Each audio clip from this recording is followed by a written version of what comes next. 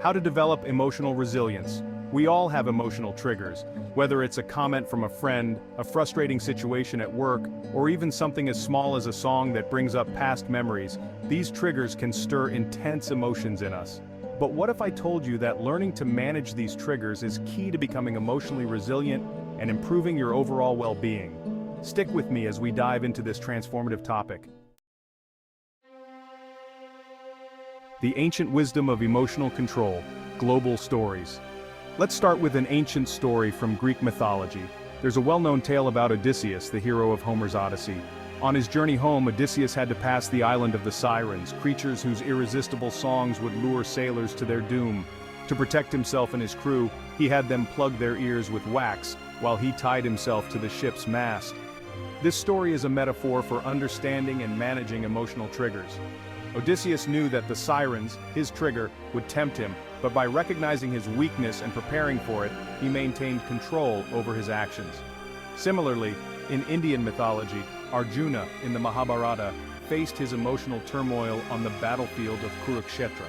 He was overwhelmed by fear, doubt, and guilt, yet with the guidance of Lord Krishna, he learned to manage these emotions and regain focus on his mission. These stories show us that no matter what cultural background you come from, emotional control has always been a vital skill. Understanding emotional triggers, the first step.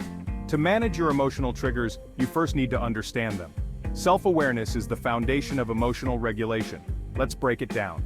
Emotional triggers are those situations or stimuli that evoke strong, often uncontrollable emotional responses. It could be anger, sadness, anxiety, or frustration. Here's a challenge for you. Think about the last time you got really upset. What was the situation? What exactly triggered your reaction? Was it something someone said, an event that brought back a bad memory, or even a stressful environment? Write it down and reflect on how your emotions escalated. This kind of reflection is the first step toward identifying patterns in your emotional responses. Scientific insights into emotional management. Here's where science comes in. Psychological studies show that understanding your emotional triggers can significantly improve emotional regulation. According to research published in the Journal of Personality and Social Psychology, individuals who regularly practice self-awareness experience lower levels of stress and anxiety because they can recognize their triggers and mitigate their emotional responses before they spiral out of control. Brené Brown, a modern-day influencer and researcher, says, "We cannot selectively numb emotions. When we numb the painful emotions, we also numb the positive emotions." This speaks directly to why managing your emotional triggers is so critical. You don't want to avoid or suppress emotions. Instead, you want to understand them so they don't take over your life. Think of your emotions as a storm. When the storm hits, the winds are howling and the rain is relentless. It feels overwhelming, but the storm always passes, doesn't it? The key is to stay grounded during the storm, recognizing that it's temporary and learning how to weather it without being swept away. Your triggers are like gusts of wind. They may blow hard, but if you're prepared and aware, you can hold your ground. This ability to stay steady during emotional storms is a hallmark of mental toughness. Now that you're starting to identify your emotional triggers, let's talk about how to manage them effectively. Mentally strong people develop healthy coping mechanisms for stress and negative emotions. Exercise, journaling, or even talking to a trusted friend can help. The key is finding what works best for you. Here's a story from Buddhist tradition. There was once a monk who had been deeply offended by another monk. For weeks, he was consumed by anger. One day, his master asked him, "If someone gives you a gift and you do not accept it, to whom does the gift belong?" The monk replied, "To the one who offered it."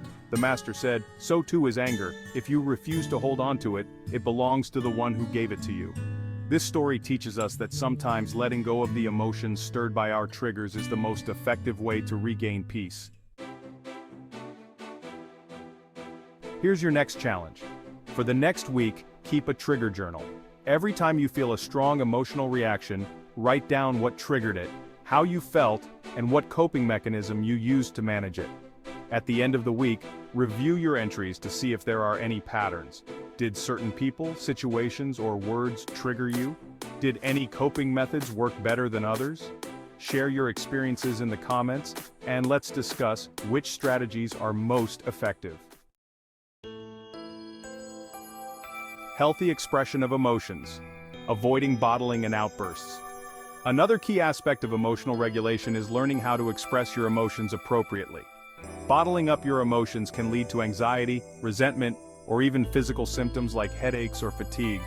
On the flip side, lashing out in anger can damage relationships and lead to regret. Let's turn to a quote by Mahatma Gandhi. "An eye for an eye only ends up making the whole world blind."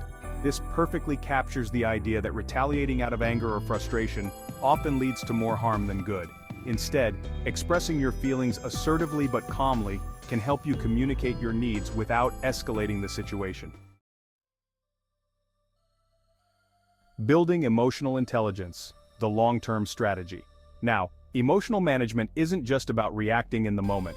It's about building emotional intelligence, the ability to understand your own emotions and the emotions of others. Think of this as a long-term strategy for navigating life's emotional ups and downs. Emotional intelligence allows you to stay calm, even when faced with difficult triggers, and respond with thoughtfulness instead of reactivity. Here's a task for you. Start a mindfulness practice. Whether it's meditation, yoga, or simply taking 10 minutes a day to breathe deeply and reflect, these habits can build emotional intelligence and help you recognize your triggers before they overwhelm you. Analogy: your mind is a garden. Imagine your mind as a garden. Each thought and emotion is a seed. Some seeds are beautiful flowers while others are weeds. By practicing self-awareness and managing your emotional triggers, you're essentially weeding the garden of your mind. You can't control the weather, the outside triggers, but you can control how you tend to your garden. If you leave the weeds unchecked, bottling up emotions or letting triggers control you, they'll overrun the garden. But if you pull them out when they appear and nurture the flowers, positive emotions and healthy responses, your garden will flourish. Now, I want to hear from you. How do you handle your emotional triggers? What coping mechanisms do you use to stay calm and in control? Share your thoughts in the comments below, and let's build a community of people working toward emotional strength together. If you took on the challenge of keeping a trigger journal, let me know how it went. What did you learn about your triggers, and how did you manage them? Don't forget to like, share, and subscribe for more content like this. As we wrap up today's lesson, remember, emotional strength doesn't mean not having emotions. It means learning to navigate them with grace and resilience. Take control of your emotional triggers, and watch how it transforms your life. Until next time, stay mentally strong, emotionally aware, and ready to face whatever life throws at you.